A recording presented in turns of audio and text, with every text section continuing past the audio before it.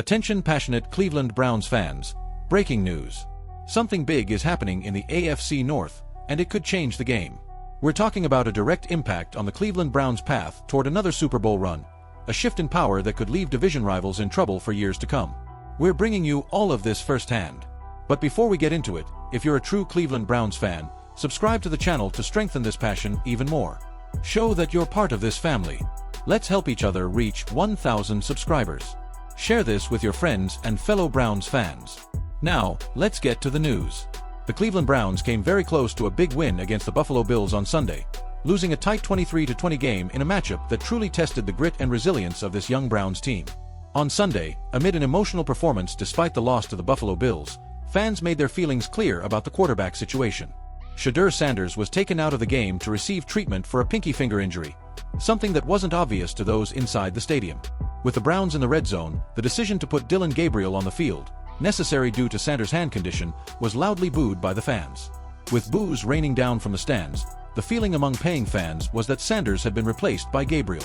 After a perfect performance of 5 completions, including the opening touchdown pass that gave the Browns an early lead, fans were understandably unimpressed.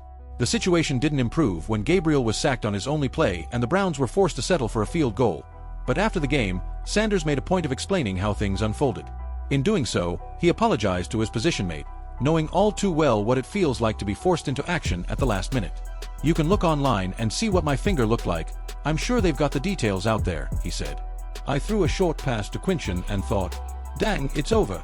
I did everything I could to get back into the game because I didn't want to put Dillon in a bad spot." It was a game full of drama, tight battles, and moments that Browns fans will remember for a long time. At the center of it all was our young quarterback, Deshaun Watson, and a rookie who is quickly making a name for himself, Shedeur. But this game wasn't just about the final score. It was about grit, determination, and overcoming serious adversity. Sanders, who has been emerging as a key piece of the Browns' offense, delivered a performance that will be remembered not only for what he did on the field, but for the toughness he showed while playing through a significant injury. During the game, Sanders suffered a nasty pinky injury. His finger was torn open and bleeding heavily. It was a scene that made even the toughest fans cringe.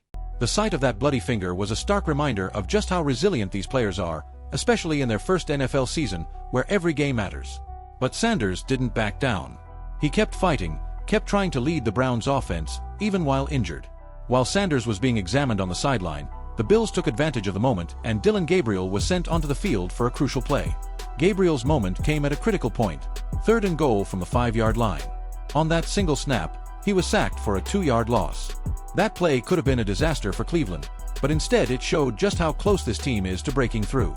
After that drive, the Browns settled for a field goal, cutting the deficit to just 3 points. But what really stood out was Sanders' determination to return to the game.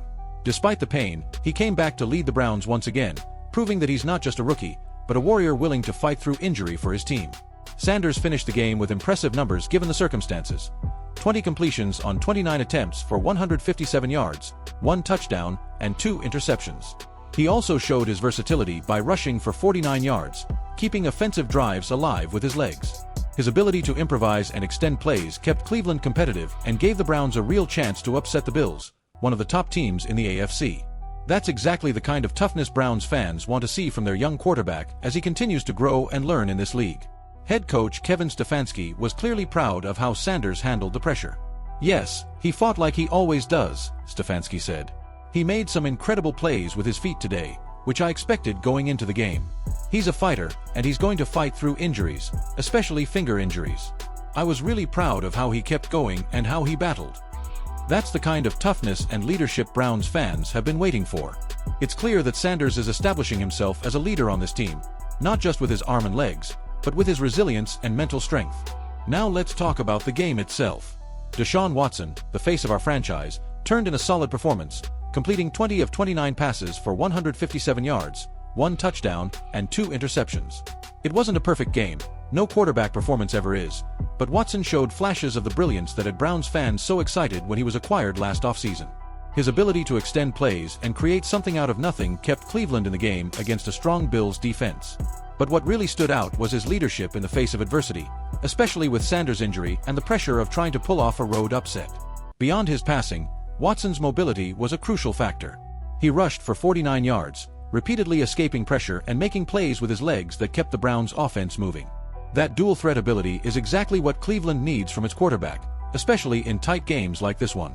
The offensive line held up well against one of the league's most aggressive defenses, but it's clear that Watson's mobility and improvisational skills are key to unlocking the full potential of this offense. Despite the loss, Stefanski said he was proud of the team's effort. "Our guys showed a lot of fight today," he said. "We're not happy with the result, but I'm proud of the way we competed. Deshaun played tough, and Shedeur showed a lot of grit. We have a lot to build on for the future." The Browns currently sit at a 3-12 record on the season, which is what many fans expected early on, but there are still plenty of reasons for optimism. This team is young, talented, and resilient. Players like Sanders and Watson form the foundation of the future, and every game represents another step in their development.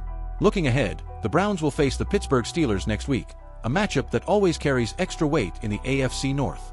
Browns fans know just how important divisional games are, especially against a rival like the Steelers, who always bring their best. Sanders and Watson will look to bounce back and show that this team can compete with anyone, regardless of the scoreboard. Browns fans are hoping the team continues to grow, that young players like Sanders take another step forward, and that the team finds ways to win the close games that have slipped away this season. Now, back to Sanders' injury and his apology. After the game, Sanders spoke to the media with humility about the situation. "You can look online and see how my finger looked," Sanders said. "I threw a short pass to Quinch and thought, dang, that's it for me. I did everything I could to get back and help the team because I didn't want to put Dillon in a bad situation." That kind of accountability and self-awareness is exactly what Browns fans love to see. Sanders knows he's still learning, but his toughness and